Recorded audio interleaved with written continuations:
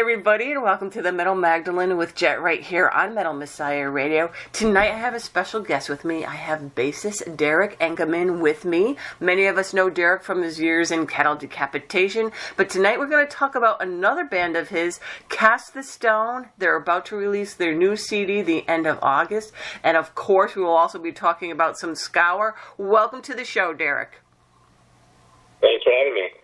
So, Derek, give people a little history on Cast the Stone and why you wanted to start this band up back in 2002 and what you wished to kind of accomplish with this band.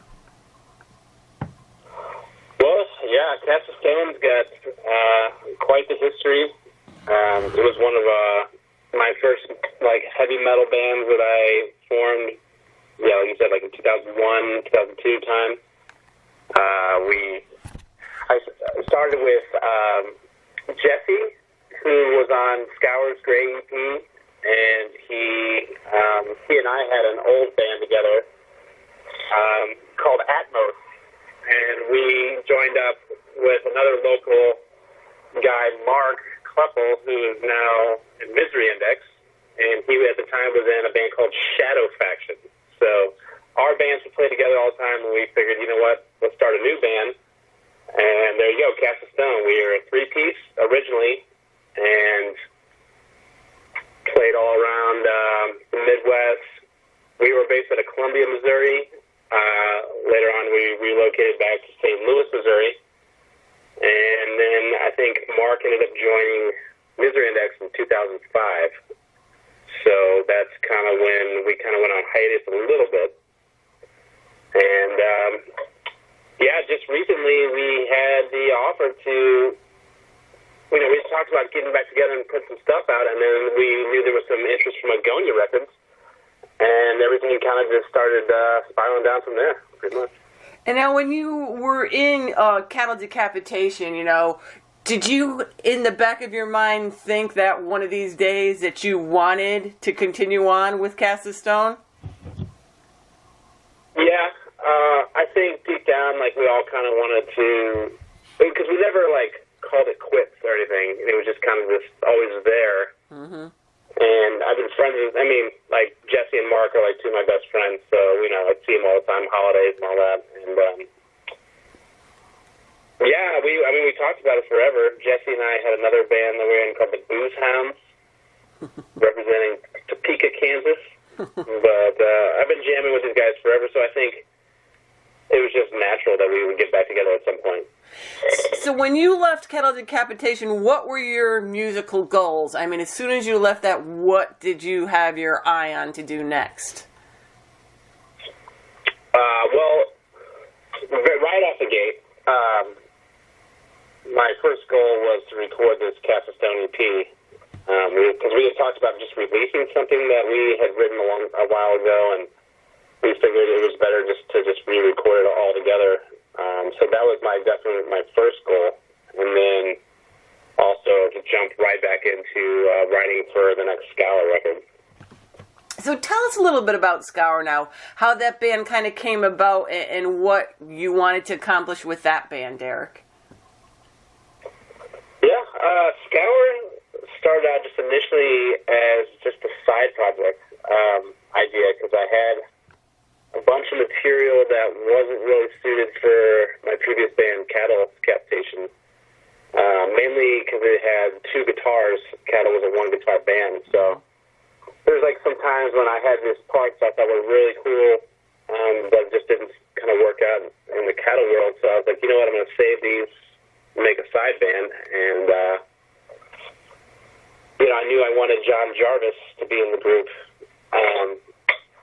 He was actually tour managing us when Cattle was on the road, and we were kind of putting this all together. And I knew I wanted him to be in it because we've always talked about just doing a new project, just doing things the right way. And I knew I wanted him, so he's a bass player, and I was writing the stuff, so that immediately switched me over to guitar. And then from there, we started piecing the band together. Our boy Chase Frazier came out to see us at a show, and he just met us at a bar, and we were having a good time. We were like, you know what, I think this is the guy. we want to play guitar. So we asked him, and he was all about it. And then we were trying to think who would be the best frontman, and there's really only one guy that comes to mind for the best frontman. So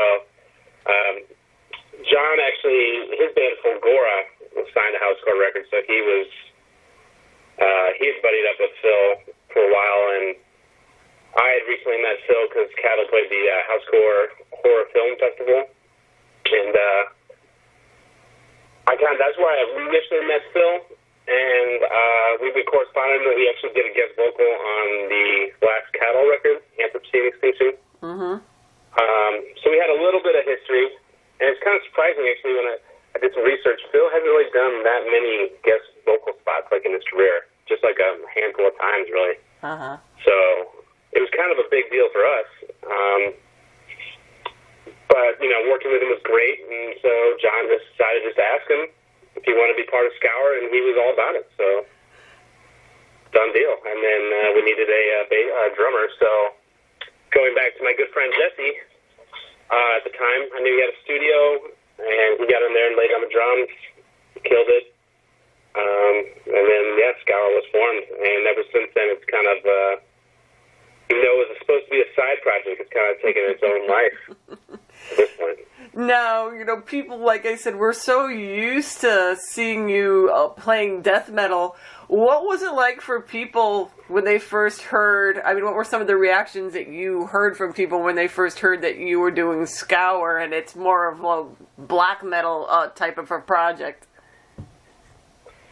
Yeah, in the extreme world, it's, people are kind of used to hearing both, so it wasn't that big of a deal, but I know for some, like, the hardcore, like, Pantera fans who've never really heard, like, Phil do some extreme stuff like that, or even really introduced to the genre, they were kind of like, it was kind of a surprise for them, but I feel like we've turned some heads to more of the darker realm, I guess, if you will.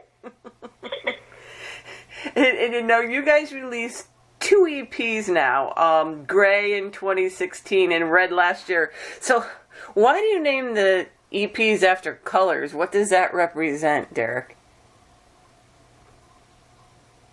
Well, it's kind of funny. SCOUR itself is like very minimal, very basic, like minimal, like the style of music, like the riffage. We're all come from like technical backgrounds, so intentionally we're trying to do less is more. Mm-hmm. And that just kind of carries over to the entire project. So like the songs are all like 2.5 minutes long. And then we weren't like, this album I want it to be called Red. It wasn't like that. It was just more like, here's the logo. That's all you need for the album cover. And then just by default, they get those titles, I guess. It's the first album, it was just self-titled really, but it's just kind of known as the Gray EP. And then when Red came out, we couldn't also just do that self-titled as well. Bands have done that in the past. Mm-hmm. Well, I don't think it's really the best thing to do for like your catalogs and like keeping track of right. all the sales and this, and that gets pretty confusing. So they had to have a title, and naturally it went with Red. And then when Phil came up with the lyrics, first song was called Red, and I couldn't deny it. So kind of how it came about. And what is SCOUR currently up to, Derek? SCOUR is currently we are recording the next record right now. Actually, the drums are pretty much getting finished up, and then we're going to start tracking guitars, bass, and vocals. So it's just a matter of finishing the tracking. That album's out. Hopefully this year, if we can. It just kind of depends on the timing of everything. But we also have a show in Monterrey, Mexico. Mm-hmm. That's October 6th. It's a stacked-ass lineup. Except Balls to the Wall, our good buddies, the Cannibal Corpse, The Mighty Dark Funeral, Faceless, Obituary, Municipal Waste. It's a huge lineup. So that's our next show. And then we're talking about doing some other stuff later this year. Just a matter of locking it down, really. And now you said that you're starting to write some music for the next album. Is it going to be a full length, Derek? I can't really say. Maybe not. The plan. So just thought I'd throw that in there. But definitely you're working on something, so it'll be something new. Whether it's an EP or a full length, we'll find out eventually. Hopefully pretty soon you'll find out. And it's, I gotta say, I think personally, hands down, it's like the best material so far. So, I mean, the drums are just completely ripping. Wow. Adam just totally delivered on this one, and I really pushed the limits, if you will. And I know I pissed him off in the studio, but at the end of the day, he said it may be some of the most ripping stuff he's ever recorded. Wow. So now we're all excited to hear that, so we're definitely looking forward to that now, Derek. Yes, for sure, absolutely. Okay, so now let's talk about Cast the Stone. Now, what is that band's lineup? Okay, so I am back on bass for this.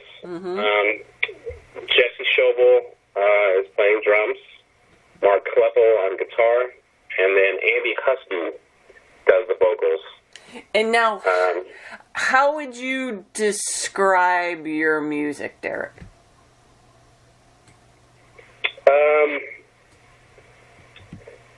It's kind of, I mean, it's more, extreme metal, of course, but it's not like SCOUR, where it's just like ripping block beats the whole time. It's got more of a rockin' feel, but it's got kind of like I would say a Scandinavian meets American blend, if you will, metal. But it's, some slower tempos. We kind of expand on like the more melodic side, if you will. There's even some acoustic guitar parts and stuff, so it's hard to, of course it's hard to describe, like, put yourself in a label or box, whatever, but some people say it's got kind of an older school vibe. I would just say it's just like timeless music, good riffs, good fun riffs, I guess. And now the new EP comes out the end of August on Agonia Records, and it's called Empyrean Atrophy. So why did you choose that as the title of the album, Derek? Okay, so Mark Kleppel, he's the main lyric writer, at least for this EP. I know Andy worked with him on some stuff, but so this is Mark's concept, but it's all about, like, the death of the sun and everything that comes along with that. So that's kind of where the title comes from. But I know moving forward that Andy has tons of material written and stuff already, so he's going to be taking a little bit more prominence in the vocal writing. And I was just going to say that, I mean, how do you guys go about writing this album musically? I mean, does everyone contribute in the writing process? Yeah, we do, actually. This EP, a lot of the stuff came from actually me and Mark sitting down with acoustic guitars and just, like, hashing out melodies. Kind of a different approach, I guess.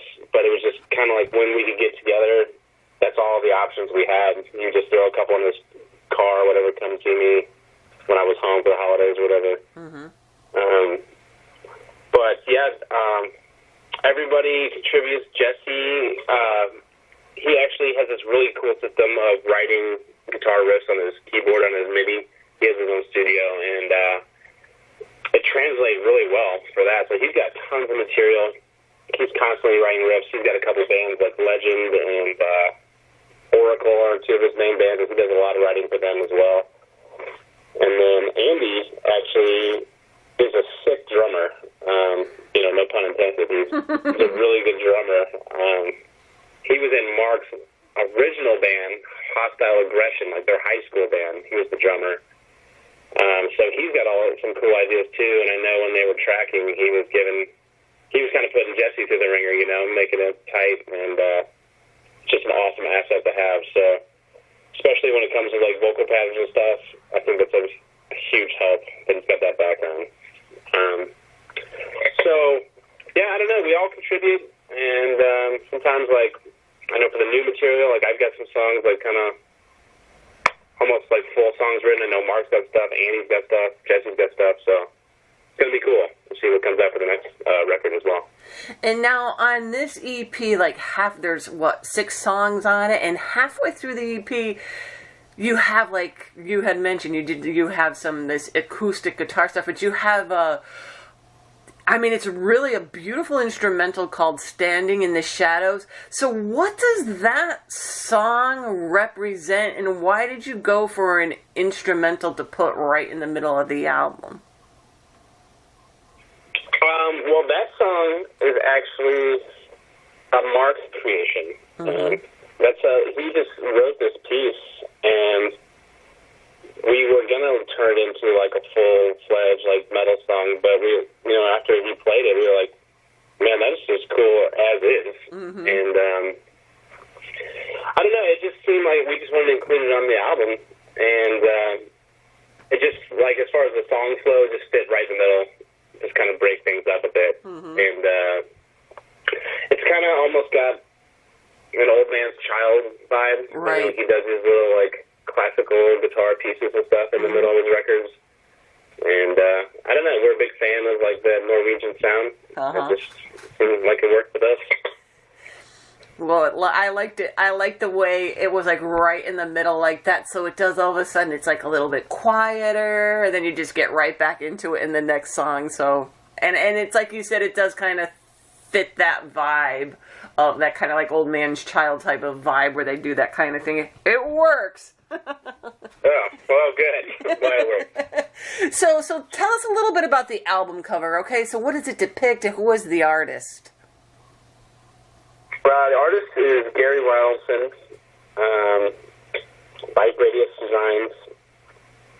He's a good buddy of Mark's. He's done a lot of work. He does the stuff with Misery Index. Conceptually, I kind of wish I could just steal this one to Mark, because I don't want to, like, say the wrong thing about it. But I know it ties in with the whole album title and everything, but I don't know. I kind of don't want to say the wrong thing, if you will. Okay, that's no problem. Now, you guys released a lyric video in the beginning of June. What were people's reactions to the new material? Honestly, it's been really good. I haven't really seen any hate or any haters on it, which is shocking. I've seen like a couple of comments. People were saying that album title's stupid, but I mean, it's like I don't really know who cares about that. But honestly, people are loving the sound. I couldn't be any more happy with the sound. We had legendary producer Dan Sueno, produced it or mix and master it, and he's a huge influence on us. Edge of Sanity, Infest Dead, Moon Tower. It's been in so many awesome bands. Diabolical Masquerade, Bloodbath, and he's recorded so many awesome, like early Opeth song. I think he did At the Heart of Winter by Immortal. I could be wrong about that. I don't want to say that, but either way, he's got that sound that just works perfect for us, and so a lot of people were stoked on the sound. I was really pleased with the bass tone, and I saw a lot of cool like bass tone comments, which is always fun to see. But yeah, not too much hate. It was really, really bizarre when we released it, because when we released that song, we had it set for a long time. Originally, that song had a different song title, but we had to change it because it was too similar to actually one of Dan Sueno's projects. One of his songs were like, well, we obviously have to change it. So we changed it to As the Dead Lie, which is a lyric from that song. Mm-hmm. But when we released it, was the same day that As I Lay Dying came back. On the same fucking day. And I couldn't believe it. And it was totally like, we didn't know they were coming back. Nobody knew they were coming back. I'm friends with some of the guys who work at Brick by Brick or own Brick by Brick. And, they didn't even I had no idea this was coming. So it was just like so bizarre that the title is so similar to their band name. It's really weird. What a strange coincidence. Yeah, seriously. And Derek, speaking of bass tones and all that, a few days ago you released a bass playthrough video for The Burning Horizon. So where was that video shot? That was shot right by where I live at Sunset Cliffs. It's part of Ocean Beach in San Diego. I've been wanting to film something there for a long time. Even in Cattle, there was like this really cool stone structure that would have worked perfectly for Monolith of Inhumanity. So that album, I've been wanting to shoot there for a while, it just never happened. And then I had my good buddy Paul McGuire on Scenery Films. He said he was going to be in town and we were going to get a beer, and I was like, hey man, let's do a video while you're here. And he had no idea it was going to be an 8-minute video, and it was a big deal, but it looks really cool. I'm happy with it, and it seems like everybody's been pretty stoked on it. It is pretty cool, except for I kept waiting. I'm like, I kept thinking like one of those waves was going to come in and nail you. Oh, man. It did. Actually, the high tide was coming up while we were filming. We had to, move the camera a bunch of times and stuff. It worked. So why did you choose that particular song, then, for the playthrough? Well, it was for a few reasons. One, I felt if I was going to do something for bass, that is definitely the busiest song, for bass work on the EP. And it's definitely the best to showcase, different, my style of playing on that one. So that was the main reason. But then as far as, the song, schedule, too, we knew As the Deadline was going to be the first single with the lyric video. Then we had another video for our cover of Jesus Satan, everybody's favorite. Mm-hmm. And then it was next up, and we have some other stuff scheduled, and it just made sense for that as well. But yeah, it's definitely, as far as the bass work goes, I feel like that was the one to do. And now, do you have any endorsements? I mean, what's your favorite bass to play, and why? Yes, I have a few endorsements. I'm endorsed by ESP guitars, PV amplification, Ernie Ball strings, and amp tweaker effects pedals.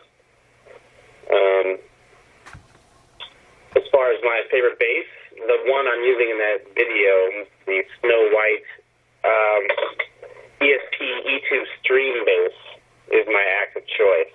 I've gone through a bunch of basses with ESP, but this one is by far my favorite. It just looks so awesome. As soon as they started making them, I said, I got to get a 5-string, They didn't even make them for a year or two. And then finally, I got you one, and he had a bunch of one, and I was like, make sure it's white. I don't know why, it's screaming at me, and yeah, it's definitely my favorite bass that I've had, so. And actually, the best guitar I've ever had, I use in SCOUR, is my ESP standard Flying V. So, I'm lucky. They definitely take care of me over there at ESP. And now, Sick Drummer Magazine featured Jesse's drum playthrough video last month. So are you guys having fun with this band, and do you plan on doing some shows? Yes. We actually, at this point, we were if we're gonna do this band at all at this point, it's gotta just be, have as much fun as possible. Right. So we're not worried about what the haters are gonna say or anything. Jesse actually did a really cool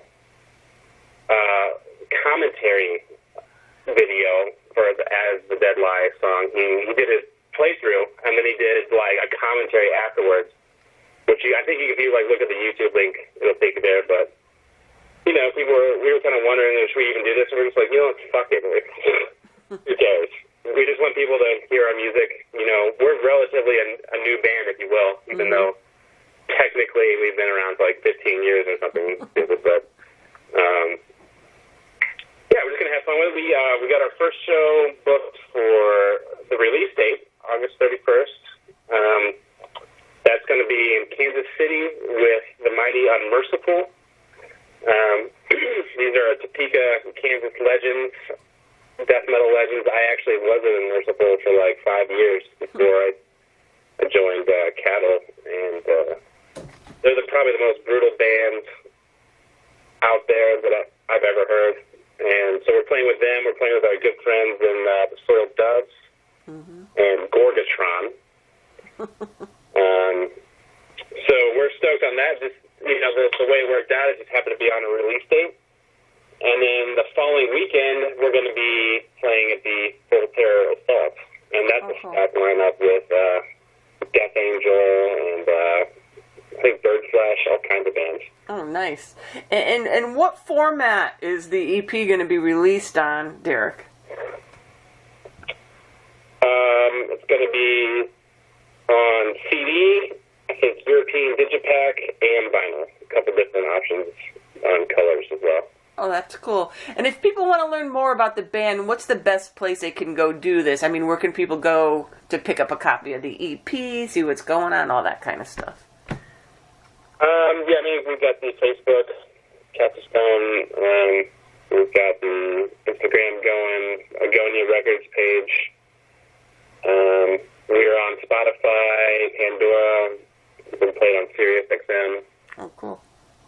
But yeah, actually we've had a really cool following on Spotify. I think it's like last month was like 18,000 followers or something. That's pretty awesome for us for just one song on there. So I'm really, really stoked on that. As I can tell people are listening, people are digging it. And I think it's I think people are interested to hear what you guys got going on anyways, because they're all familiar with your previous bands.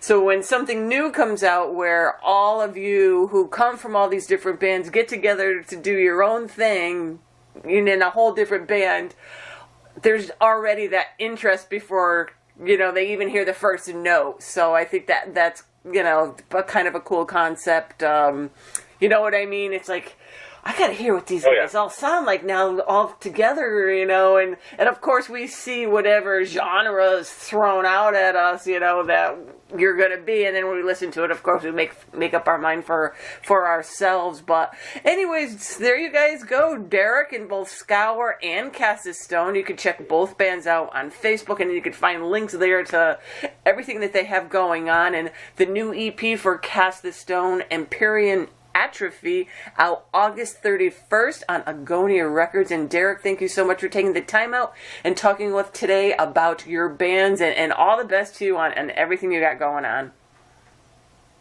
Thank you so much for having me. Talk all day about it. Love it. Thank you so much.